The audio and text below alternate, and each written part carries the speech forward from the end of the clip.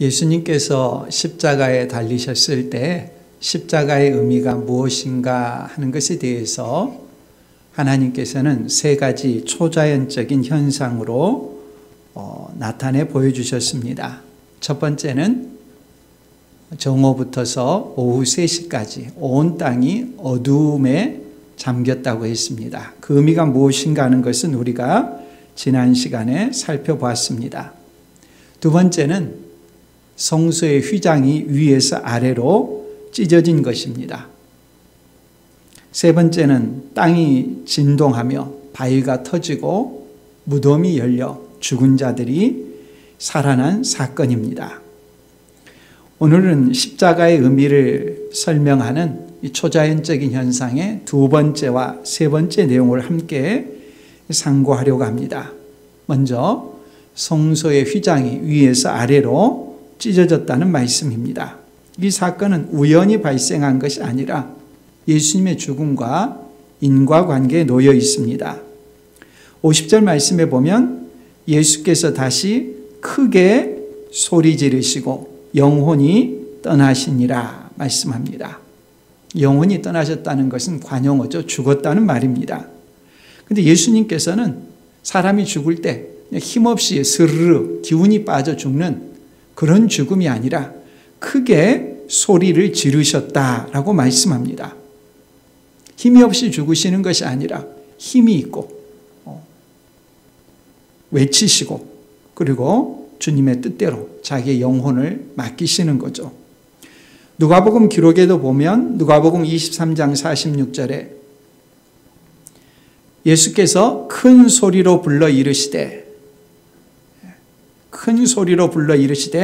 아버지 내 영혼을 아버지 손에 부탁하나이다 하고 이 말씀을 하신 후 숨지시니라 라고 말씀합니다. 공통된 것은 예수님께서 숨지실 때 무력하게 힘이 빠져서 그렇게 소진되어 죽으신 것이 아니라는 거죠.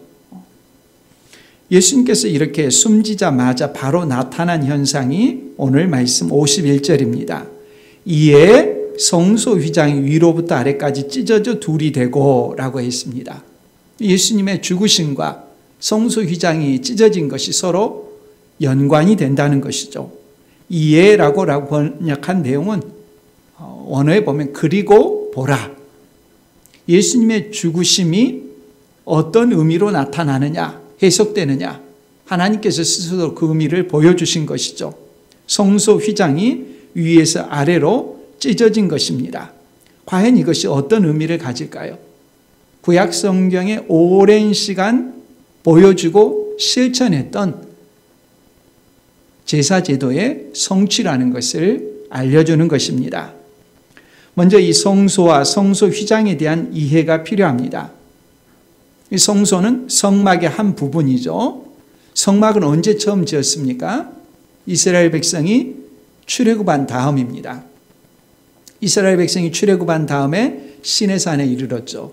하나님께서 이스라엘 백성에게 직접 물어보셨습니다. 너희가 나와 관계를 맺고 싶느냐? 내가 너희 하나님이 되고 너희는 내 백성이 되겠느냐? 언약을 체결하겠느냐? 하나님이 다스리는 하나님 나라가 너희를 백성으로 삼고 출범하고자 하는데 동의하겠느냐? 물어보셨죠. 꿈꾸지 못할 기가 막힌 이런 제안을 받고 이스라엘 백성은 이구동성으로 그렇게 하겠습니다 라고 동의를 했습니다. 하나님께서 왕으로 다스리고 이스라엘 백성들은 하나님 나라의 통치를 받는 백성으로서 하나님 나라가 출범한 것입니다.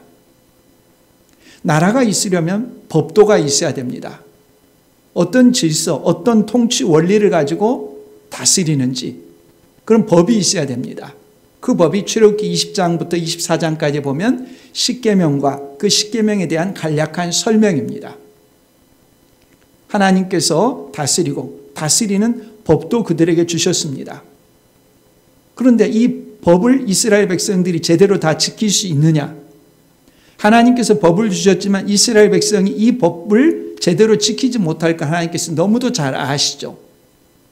그래서 십계명과 그 설명을 말씀하시고 나서 바로 주어지는 제도가 뭐냐면 제사 제도입니다. 제사 제도를 집행하려면 제사장이 있어야 되겠죠.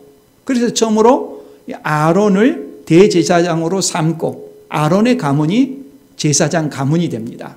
아론은 대제사장이 되고 그의 아들들은 제사장이 되고 아론이 죽으면 그의 아들이 대를 이어서 대제사장이 되고 제사장 가문이 이렇게 제도적으로 출범합니다.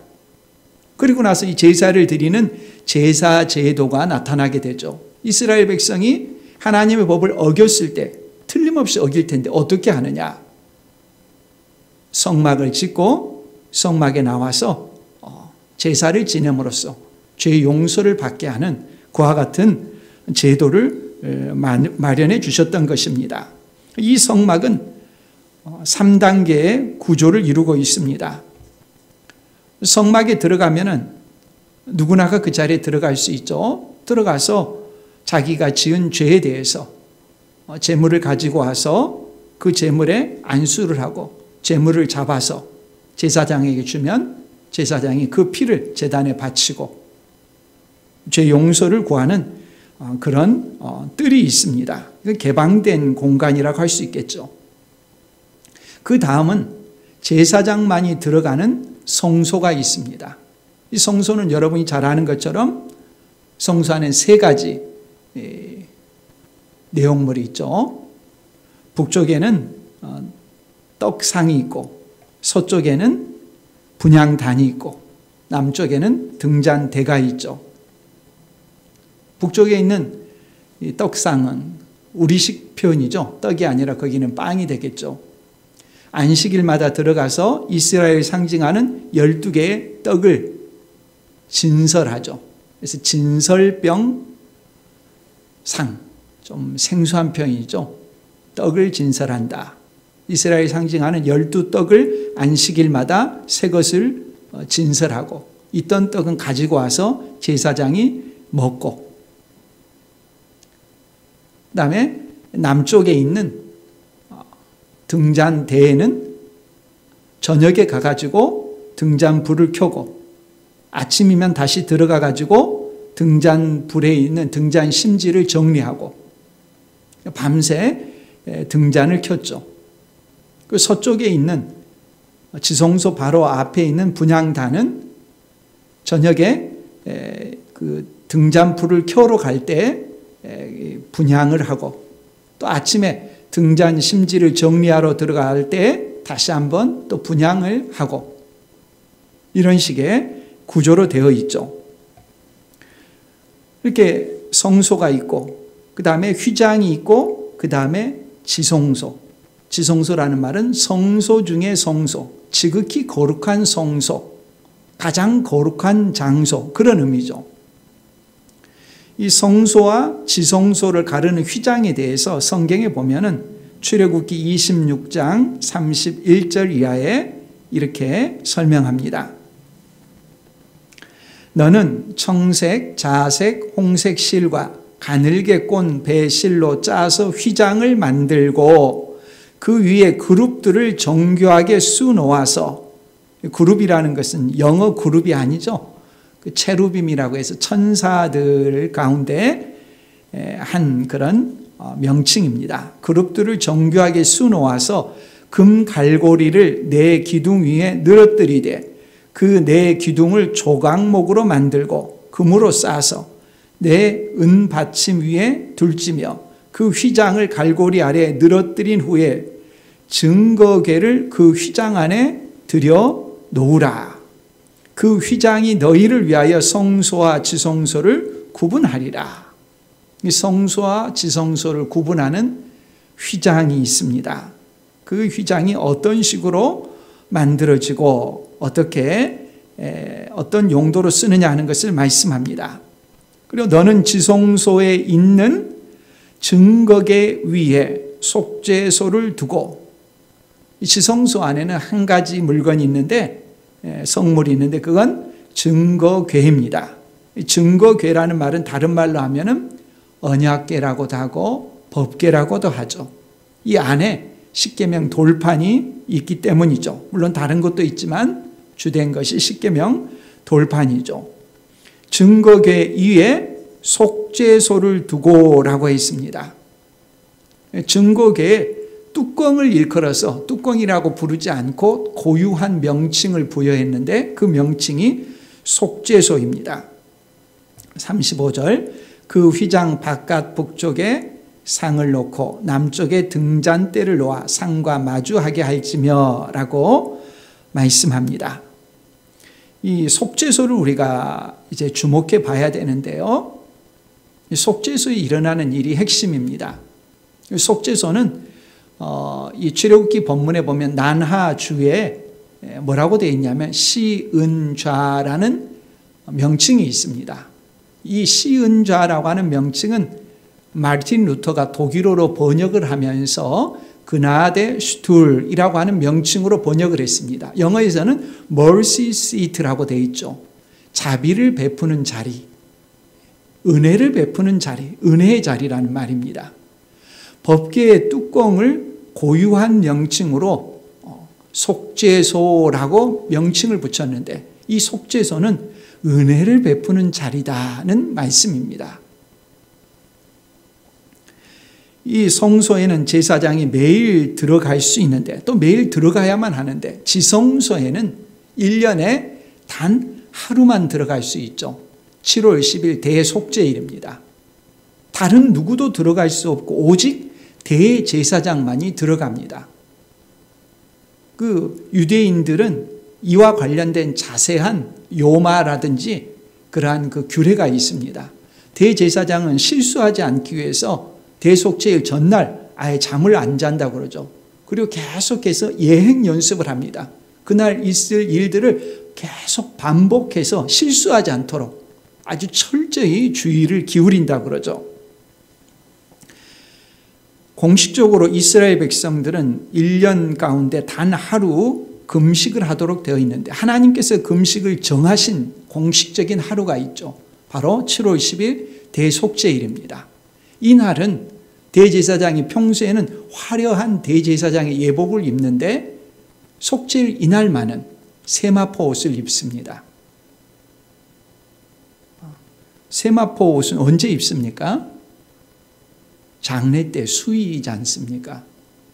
우리나라도 예전에 장례가 났을 때 상주들이 그런 베옷을 입었지 않습니까? 그처럼 괴로운 날이라는 거죠. 죄에 대해서 애통해하며 비통해하며 하나님의 은혜를 구하는 날입니다.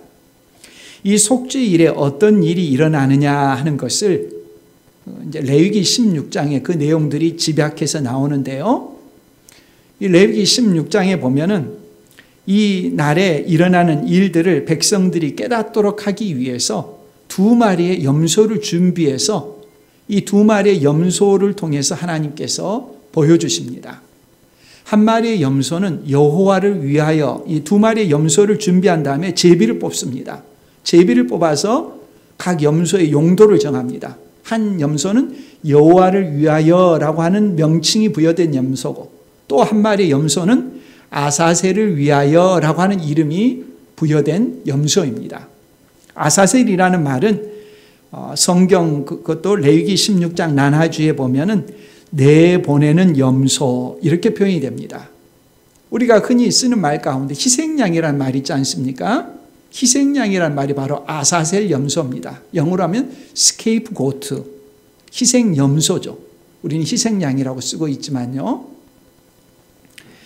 근데 이 2마리의 염소를 속죄일에 처리하기에 앞서서 먼저 속죄일 예식을 주관하는 대제사장 자신의 죄를 정결하게 해야 됩니다. 대제사장 자신도 살아오면서 의식하건 의식하지 못하건 죄 가운데 있었고 죄와 접촉했고 부정한 모습들이 있기 때문에 자신의 죄를 먼저 정결하게 해야 합니다. 레위기 16장 11절 이하에 나오는 말씀입니다. 아론은 자기를 위한 속죄제의 수송아지를 드리되 자기와 집안을 위하여 속죄하고 자기를 위한 그 속죄제 수송아지를 잡고 향로를 가져다가 여호와 앞 제단 위에서 피운 불을 그것에 채우고 또 곱게 간 향기로운 향을 2손에 채워 가지고 휘장 안에 들어가서, 휘장 안에 들어간다는 것은 지성소로 들어간다는 거죠. 여호와 앞에서 분향하여 향연으로 증거궤 위 속죄소를 가리게 할지니 그리하면 그가 죽지 아니할 것이며. 어디를 가립니까? 속죄소를 가리라고 했습니다. 속죄소는 어디입니까? 증거궤 또는 법궤의 뚜껑을 말한다고 했습니다. 그리하면 그가 죽지 아니할 것이며 그는 또 수송아지의 피를 가져다가 손가락으로 속죄소 동쪽에 뿌리고 또 손가락으로 그 피를 속죄소 앞에 7번 뿌릴 것이며. 속죄 행사를 하는데 자신이 먼저 자기 죄를 속죄해야 된다고 했습니다. 근데 속죄하기 수송아리를 잡는데 그 피를 가지고 덜컥 지성소에 들어가는 것이 아니라 먼저 향로에다가 향을 피웁니다. 번제단에 불을 가져다가 향로에 향을 피운 다음에 그 향을 지성소로 가지고 와서 지성소에 향이 가득하게 합니다. 무엇 때문입니까? 속죄소를 볼 수 없도록 하기 위해서입니다. 그리고 수송아지의 피를 속죄소의 동쪽에 또 앞에 7번 뿌립니다. 자기를 위한 이런 속죄의 과정을 마친 다음에 2마리의 염소를 이제 잡고, 한 마리는 잡고 한 마리는 보내는 그 의식을 행하게 되죠. 첫 번째는 여호와를 위하여라고 하는 염소를 처리하는 과정입니다. 레위기 16장 15, 16절 말씀입니다. 또 백성을 위한 속죄제 염소를 잡아, 백성을 위한 속죄제 염소입니다. 2마리 가운데 한 마리죠. 그 피를 가지고 휘장 안에 들어가서 그 수송아지 피로 행함같이 그 피로 행하여 속죄소 위와 속죄소 앞에 뿌릴지니. 속죄소 위에 드디어 뿌리죠. 곧 이스라엘 자손의 부정과 그들이 범한 모든 죄로 말미암아 지성소를 위하여 속죄하고 또 그들의 부정한 중에 있는 회막을 위하여 그같이 할 것이요. 여호와를 위하여라고 제비 뽑혀진 염소를 잡아서 그 피를 가지고 지성소로 들어가서 속죄소 위에 뿌린다고 했습니다. 속죄소가 도대체 뭐냐? 속죄소의 히브리어는 카포렛이라고 합니다. 그 명칭 자체는 덮개라는 뜻입니다. 뚜껑이라는 뜻이에요. 그런데 이 위치가 하는 역할이 너무도 막중하니까 이 성경을 번역하는 사람들은 그 단어를 그냥 덮개, 뚜껑 이렇게 번역할 수가 없었습니다. 그래서 히브리어의 카포렛이라는 단어를 그냥 신약시대는 헬라어를 쓰지 않습니까? 신약 성경에 헬라어로 기록되어 있습니다. 구약 성경을 번역하는 사람들이 이 카포렛을 뭐라고 번역을 했느냐? 힐라스테리온이라는 단어를 번역했습니다. 이 힐라스테리온이라는 단어가 성경에는, 신약 성경에는 어떻게 쓰였느냐? 로마서 3장 25절에 나옵니다. 로마서 3장 25절 말씀에 보면 이 예수를 하나님이 그의 피로써 믿음으로 말미암는 뭐로 세우셨으니? 화목제물로 세우셨으니, 이렇게 말씀합니다. 한글 성경에는 화목제물이라고 되어 있는데 이 화목제물로 되어 있는 헬라어 성경에 보면 힐라스테리온이라는 단어를 쓰고 있습니다. 그러니까 구약시대 대제사장이 1년에 하루 들어가서 백성들의 죄를 속죄하기에 피를 뿌렸던 그 장소인 속죄소, 카포렛, 힐라스테리온이 화목제물이라는 말이죠. 무엇이 화목제물이냐? 로마서 3장 25절에 보니까 예수를 화목제물로 세우셨다고 말씀했습니다.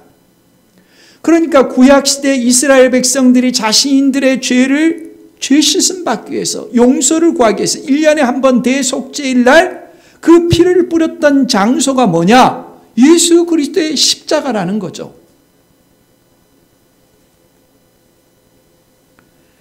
로마서 3장 25절에 이 예수를 하나님이 그의 피로써 믿음으로 말미암는 화목제물로 세우셨으니 이는 하나님께서 길이 참으시는 중에 전에 지은 죄를 간과하심으로 자기의 의로우심을 나타내려 하심이니. 예수 그리스도의 십자가 이전까지 사람들이 죄 가운데 살고 그 죄에 대해서 마땅히 하나님께서 형벌을 가하지 않는 것처럼 보였습니다. 간과하신 것처럼 보였습니다. 그러나 십자가에서 하나님의 독생자 예수 그리스도가 피 흘려 죽게 하심으로, 우리 죄값을 치르심으로 죄에 대해서 의롭다함을 받을 수 있는 길을 열어주시고 죄를 간과하지 않는다는 것을 분명하게 하나님의 의로우신 성품을 드러내 보여주신 것입니다. 구약 제사제도에서 대속죄일에 대제사장이 피를 뿌렸던 장소, 화목제물, 예수 그리스도의 십자가라는 것을 알려주십니다. 다른 말로 하면 이제 제사제도가 완성된 것이죠. 그러므로 이후로는, 예수 그리스도의 십자가 사건 이후로는 더 이상 제사를 드리지 않는 것입니다. 완성되고 완결되었기 때문입니다. 이 속죄소에 대해서 더 자세하게 출애굽기 25장 17절 이하에 말씀합니다. 순금으로 속죄소를 만들되, 거듭 말씀드리지만 속죄소라는 명칭은 언약궤, 법궤, 증거궤, 뚜껑을 가리킨다고 했습니다. 그 속죄소를 만들되 길이는 2규빗 반, 너비는 1규빗 반이 되게 하고 금으로 그룹 둘을 속죄소 두 끝에 쳐서 만들되 한 그룹은 이 끝에 또 한 그룹은 저 끝에 곧 속죄소 두 끝에 속죄소와 한 덩이로 연결할지며 그룹들은 그 날개를 높이 펴서 그 날개로 속죄소를 덮으며 그 얼굴을 서로 대하여 속죄소를 향하게 하고 속죄소를 궤 위에 얹고 내가 내게 줄 증거판을 궤 속에 넣으라. 속죄소가 있으면 그 속죄소라는 언약궤가 있으면 그 언약궤의 뚜껑을 속죄소라고 부르는데 이 뚜껑에 그룹, 다른 말은 천사 둘을 연이어서 뚜껑에 연이어서 만들라는 것입니다. 그리고 이 천사들은, 그룹들은 눈을 아래로 향합니다. 속죄소를 향합니다. 늘 속죄소를 통해서 뭘 바라봅니까? 그 안에 들어가 있는 십계명 돌판을 바라봅니다. 이 그룹들은 뭘 상징합니까? 하나님의 임재를 상징합니다. 하나님께서 보고 있다는 거예요. 성경에 보면은 발등상이라는 표현이 여러 번 나오지 않습니까? 옛날에 왕들은 높은 보좌에 앉는데 그 높은 보좌에 앉을 때 발이 땅에 닿지 않도록 이 상을 뒀습니다. 발을 올려놓는 상이 발등상이죠. 성경에 나오는 발등상이라는 것은 하나님께서 이 땅 가운데 발을 두셨다. 그 발등상이 바로 속죄소라는 그런 의미입니다. 하나님의 임재가 있다는 그런 의미죠.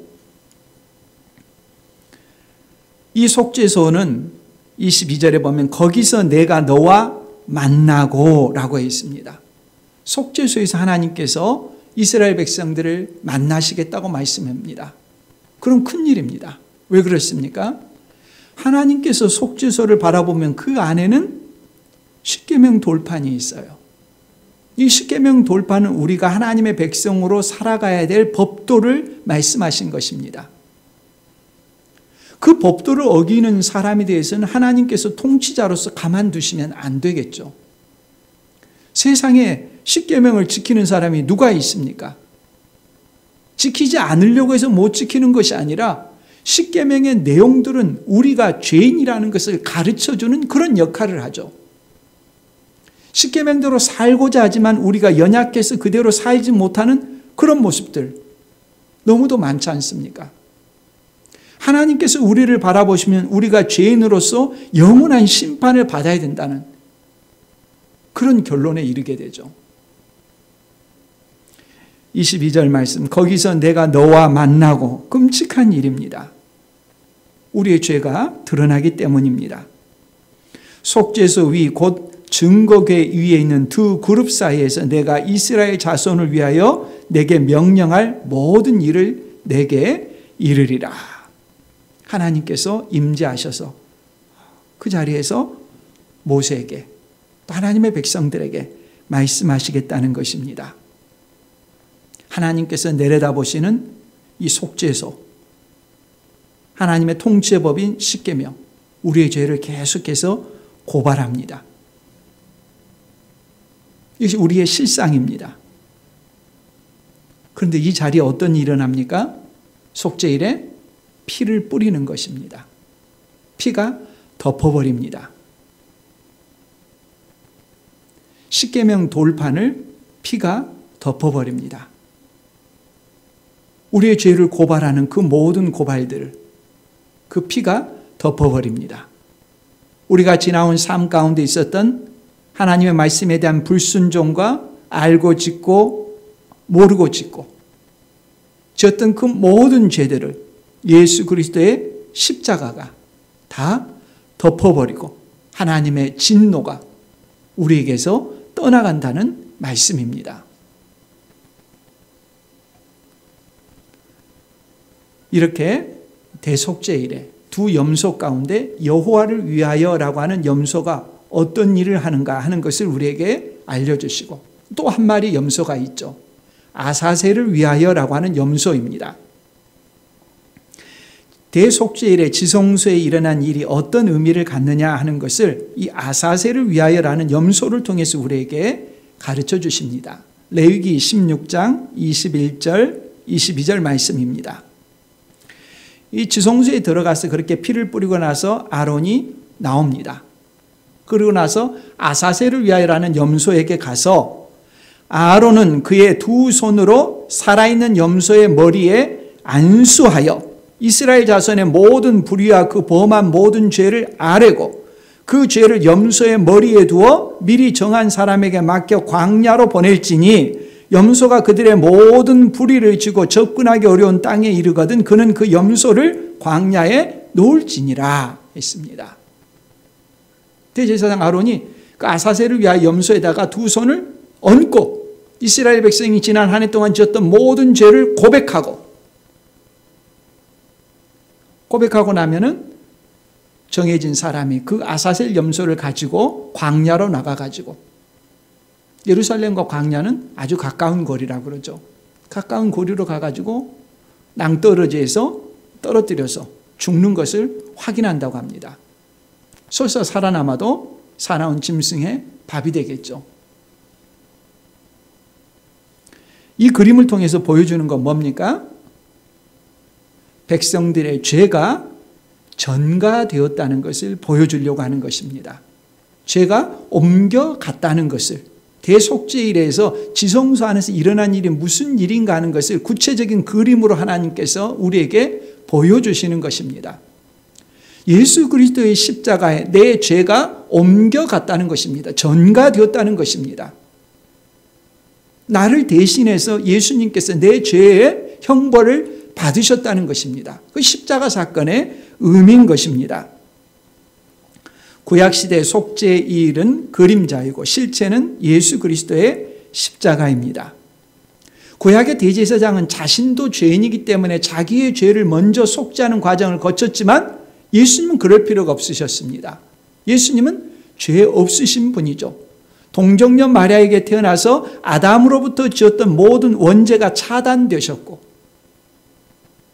하나님의 말씀에 철저히 순종하여 어떤 율법도 어기지 않아서 그 율법을 지키는 적극적인 의를 가지셨고 십자가에 달려 죽으심을 우리 죄값을 다 치르시고 그 율법을 지킨 순종의 의를 또한 우리에게 전가시켜 주시는 것이죠.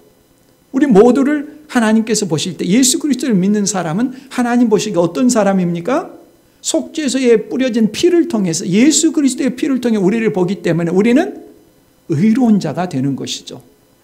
우리가 어떤 의로운 일을 해서 의로운 자인 것이 아니라 예수 그리스도께서 이미 십자가에서 이루신 그 피를 통해 우리를 보기 때문에 우리는 의로운 신분이 된 것이죠.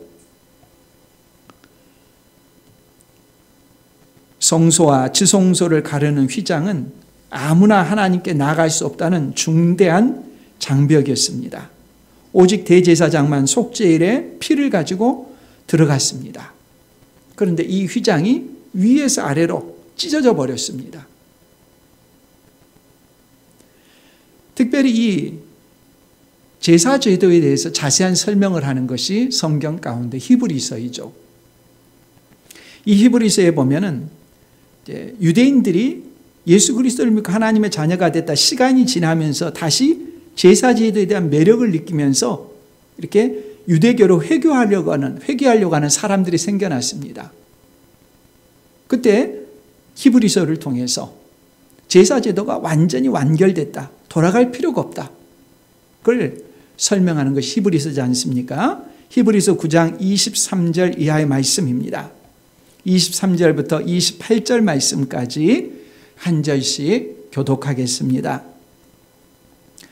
그러므로 하늘에 있는 것들의 모형은 이런 것들로서 정결하게 할 필요가 있었으나 하늘에 있는 그것들은 이런 것들보다 더 좋은 제물로 할지니라.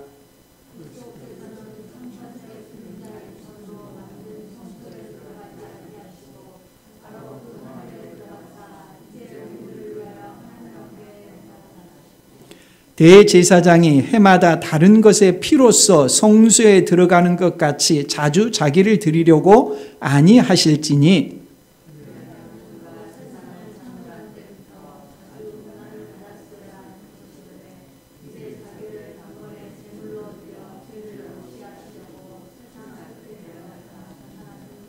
한 번 죽는 것은 사람에게 정해진 것이요 그 후에는 심판이 있으리니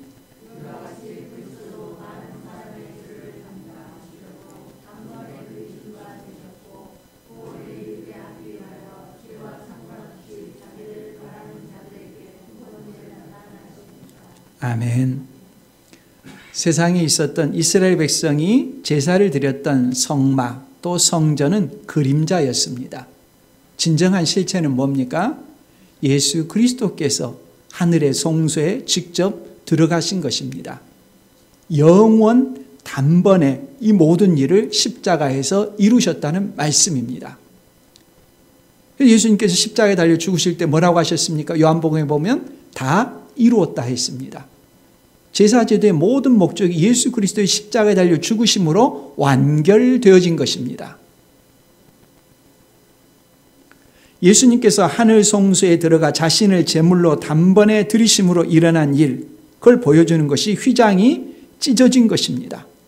그리고 하나님께 나아가는 길이 열린 것이죠. 히브리서 10장 20절 이하에 보면 그 길은 우리를 위하여 휘장 가운데로 열어놓으신 새로운 살 길이요 휘장은 그의 육체니라. 성소와 지성소를 가리고 있던 휘장이 뭐냐? 예수님의 육체라는 것입니다. 휘장이 찢어졌다. 예수님이 십자가에 달려 죽으셨다. 그래서 하나님께로 가는 길이 열렸다는 것입니다. 그전에는 휘장이 갈라지듯이 하나님 앞에 갈 수 없었습니다. 피가 없이는 갈 수가 없었습니다. 속죄가 없이는 갈 수가 없었습니다. 죄가 막았던 것이죠. 예수님께서 우리 죄값을 치르심으로 십자가에 달려 죽으심으로 그 길이 열렸다는 것입니다. 또 하나님의 집 다스리는 큰 제사장이 계심에 우리가 마음의 뿌림을 받아 악한 양심으로부터 벗어나고 몸은 맑은 물로 씻음을 받았으니 참 마음과 온전한 믿음으로 하나님께 나아가자. 히브리서 6장 19절 말씀에도 우리가 이 소망을 가지고 있는 것은 영혼의 닷 같아서 튼튼하고 견고하여 휘장 안에 들어가나니. 이제는 우리가 담대하게 하나님의 보좌 앞에 나아갈 수 있게 됐습니다. 하나님께 담대하게 보좌 앞에서 우리가 구할 바를 기도할 수 있게 되었습니다. 전에는 대제사장이 1년에 단 하루 대속죄일에만 모든 순서, 절차, 과정, 격식을 다 구비해서 들어갔다 나올 수 있었는데 숨막히는 순간이었는데 이스라엘 백성 전체가 금식하면서 그 행사가 무사히 마쳐지기를 조마조마하게 기다리고 이 과정을 거쳤는데 예수님께서 십자가에 달려 죽으심으로 그 모든 그림자가 다 깨끗이 지워지고 이제 우리는 담대하게 주님 앞에 나아가 기도할 수 있게 되었다는 말씀입니다. 더 이상 짐승의 피로 제사를 드리지 않습니다. 흠없고 점없는 어린 양 같은 예수 그리스도, 완전하신 하나님의 어린 양의 피로 제사를 그것을 하나님께서 다 받아주셨다는 것을 성소의 휘장을 찢어주심으로 말씀하는 것입니다. 이처럼 성전 휘장이 찢어진 것은 우리가 하나님 앞에 나아갈 수 있게 되었다는, 더 이상 죄가 장벽과 장애가 되지 않고 다 죄값을 치렀다는 그런 의미일 뿐만 아니라 또 다른 의미로는 이 성전의 제사는 더 이상 의미가 없다는 것을, 그림자가 끝났다는 것을 보여주는 것입니다. 예언적인 표적이라고 할 수 있습니다. 만일에 예루살렘 성전이 계속해서 존치되었다면 사람들은 제사의 유혹을 받을 것입니다. 그래서 하나님께서는 어떻게 하십니까? AD 70년에 로마의 디도 장군을 보내서 성전을 깨끗이 없애버리십니다. 파멸시켜버립니다. 그리고 거기에는 나중에 이슬람이 회교 사원을 짓죠. 지금도 회교 사원이 성전 자리에 그렇게 있는 것이죠. 예수님께서 십자가에 달려 죽으실 때 이것이 두 번째 초자연적인 현상이고, 세 번째 초자연적 현상은 뭐냐면 51절 이하에 나옵니다. 이에 성소 휘장이 위로부터 아래까지 찢어져 둘이 되고, 두 번째고요. 세 번째는 땅이 진동하며 바위가 터지고 무덤들이 열리며 자던 성도의 몸이 많이 일어나되, 예수의 부활 후에 그들이 무덤에서 나와서 거룩한 성에 들어가 많은 사람에게 보이니라. 다른 복음서에는 나와 있지 않고 마태복음에 기록되어 있는 내용입니다. 땅이 진동하니까 지진이 일어난 거죠. 바위가 터졌습니다. 또 무덤도 열렸습니다. 죽은 자들이 살아났다고 합니다. 어떤 초자연적인 의미야? 이건 종말론적인 사건이라는 의미입니다. 종말론적이라는 것은 뭐냐면은 앞으로 하나님께서 세상을 다스리는 하나님 나라가 오면 이런 일이 일어날 것이다 라고 구약시대 보면은 선지자들이 예언을 했어요. 그 예언했던 내용들이 성취되고 나타내고 현지화됐다는 것은 종말론적이다라는 것입니다. 종말론적인 현상의 대표적인 것은 죄 용서함을 받는 것이고, 우리의 죄값을 치르는 대표적인 의미가 뭡니까? 죄의 싹은 사망이기 때문에 사망의 문제가 해결되는 것입니다. 종말론적이죠. 예수님께서 죽음에서 살아나신 사건, 부활하신 것은 종말론적인 것이죠. 이미 종말이 시작됐다는 것을 의미하는 것입니다. 그리고 사람들 가운데 이렇게 다시 살아난 사람들이 있습니다. 다만 그들은 다시 살아났어도 바로 사람들 가운데 나타나지 않았다고 합니다. 예수님께서 사흘 만에 다시 살아나시고 나서 부활한 후에 무덤에 살아난 그들도 나타나서 사람들에게 보여줬다고 합니다.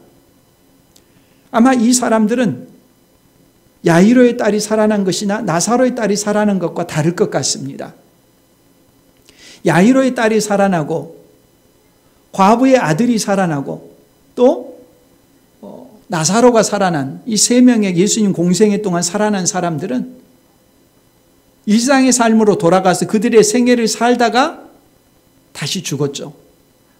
그러나 아마 예수님이 죽으실 때 살아난 이 사람들은 일상의 삶으로 돌아간 그런 삶은 아닌 것 같습니다. 그런 우리와 같은 몸이 아니라 예수님과 같은 부활의 몸이 아닌가라고 생각합니다. 이건 성경이 말하지 않기 때문에 우리가 단언해서 말할 수는 없습니다. 종교개혁가 존 칼빈의 견해를 빌리면 그는 단지 잠깐 보였을 뿐으로 사람들에게 생명의 소망을 확증하는 것이다, 이렇게 해석을 합니다.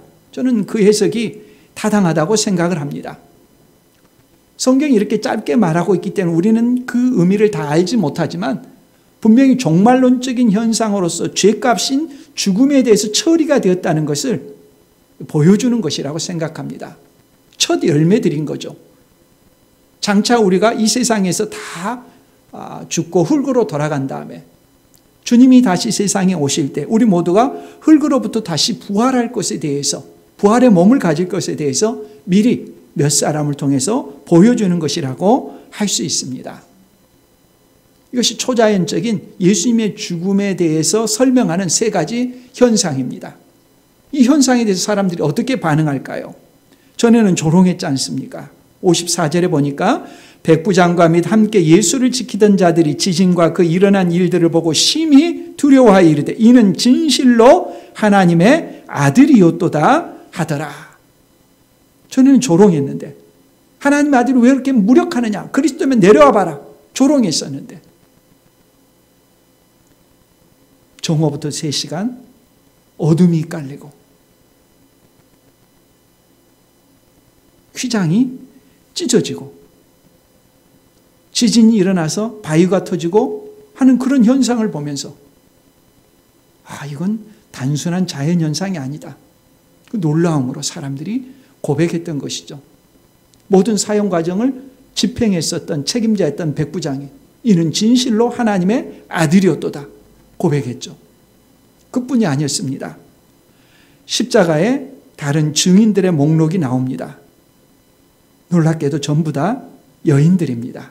55절 이하에 보면 예수를 섬기며 갈릴리에서부터 따라온 많은 여자가 있어 섬긴다, 따라가다 이건 다 성경의 제자도를 가리키는 전문 용어입니다. 예수 그리스도의 참된 제자라는 말이죠. 거기 있어 멀리서 바라보고 있으니 그 중에는 막달라 마리아와 또 야고보와 요셉의 어머니 마리아와 또 세베대의 아들들의 어머니도 있더라 했습니다. 제일 처음 등장하는 사람이 누굽니까? 막달라 마리아입니다. 막달라 지역 출신의 마리아라는 거죠. 워낙 마리아라는 사람 이름이 널리 많이 사용되니까 이 사람은 구분해서 막달라 마리아라고. 여인들의 이름에 목록이 나올 때는 항상 막달라 마리아가 첫 자리입니다. 예수님의 제자들 가운데 베드로가 첫 자리이듯이 여인들의 이름이 나왔다면 무조건 막달라 마리아입니다. 예수님이 십자가에서 죽으실 때 목도했던 증인의 첫 번째도 막달라 마리아. 나중에 보시면 아시겠지만 예수님을 무덤에 둘 때도 목격했던 첫 증인도 막달라 마리아. 부활의 첫 증인도 막달라 마리아입니다. 이 사람이 누굽니까? 누가복음 8장 2절 이하에 보면 또한 악귀를 쫓아내심과 병고침을 받은 어떤 여자들 곧 7 귀신이 나간 자 막달라인이라는 마리아와 예수님과 일행이 갈 때마다 함께 가면서 자기들이 가진 것으로 공개했었던 그 여인들이 있었는데 그들의 첫 번째 여인이 누구냐? 귀신 들렸던 7 귀신 들렸던 철저히 인생이 파괴되었던 자기의 삶이 끝장났던 막달라 마리아였다는 말씀이죠. 하나님의 형상을 하나님께서 회복시켜 주셨죠. 감사함으로 그의 인생을 살아갔던 여인이 막달라 마리아죠. 여인들은 사회적으로 대우를 전혀 받지 못했던 시대였지 않습니까? 증인들을 셀 때 증인의 목록에 들어가지 못했습니다. 법적인 효과가 없었습니다. 증언에. 그런데 하나님께서는 막달라 마리아를 십자가를 목격한 현장의 첫 번째 자리에 막달라 마리아를 두셨고 부활의 첫 번째 증인의 목록에도 막달라 마리아에게 그 영광을 주셨습니다. 그 은혜가 그에게 너무도 컸기 때문에 예수님의 곁을 떠나지 않았던 것이죠. 오늘 말씀을 통해 구약시대 제물을 잡아 피를 흘려 드리던 제사를 이제 더 이상 드리지 않게 되었다고 했습니다. 예수님께서 자신을 제물로 영원 단번에 드리셨기 때문입니다. 제사제도가 완결되었습니다. 제사제도의 목적이 달성되었습니다. 우리의 죄 때문에 하나님 앞에 나갈 수 없었는데 반드시 피로 속죄해야 되는데 예수님께서 십자가에 달려 우리 죄를 대속하심으로 휘장이 찢어지고 우리는 이제 하나님 앞에 담대히 나아가게 되었습니다. 세상에서는 사람들이 죄 문제를 해결하는 것에 대해서 이런저런 종교도 많고 가르침도 많습니다. 그러나 듣고 보면 얼마나 어설픈지 모릅니다. 자기의 노력으로, 자기의 연구로 깨달음의 과정에 이른다고 말합니다. 천차만별입니다. 그러나 성경의 가르침을 보십시오. 하나님께서 다 준비하셨습니다. 우리가 하는 일이 없습니다. 하루아침에 뚝딱하고 나온 것이 아니라 몇 천 년 전에 그 제도를 마련하시고 그 제도를 계속해서 시행하시고 그것이 어떻게 완결되는지 퍼즐이 하나하나 맞춰져 가는 것이 얼마나 놀라운지 모릅니다. 사람이 고안해낸 것이 아닙니다. 수많은 사람들이 성경 속에서 이걸 기록하고 집행하고 행해오고 자신들도 어떻게 되는지 알지 못합니다. 하나님이 저자가 되셔서 그 모든 일을 주관하시고 집행하시고 완결에 이르게 하십니다. 그리고 어떻게 하십니까? 이렇게 되어진 그 내용들 너희들이 믿고 받아들이면 죄 용서함을 받고 구원을 얻는다고 말씀합니다. 얼마나 놀라운 일입니까? 세상에 이런 가르침이 어디에 있습니까? 어떻게 우리가 죄 용서함을 받을 수 있습니까? 우리의 노력을 할 수 있습니까? 무슨 노력을 할 수 있습니까? 자기 문제 하나도 해결하지 못하는 사람들이, 자기의 죽음의 문제, 자기의 삶의 문제, 자기 가족의 문제도 해결하지 못하는 사람들이 어떻게 자기 죄 문제를 해결할 수가 있습니까? 모든 일은 다 하나님이 하셨습니다. 하나님이 하신 일을 우리는 믿음으로 받아들입니다. 그러면 자기 것이 됩니다. 예수 그리스도를 믿고 죄 용서함을 받고 영원한 생명을 누리는 우리 모두가 될 수 있기를 바랍니다.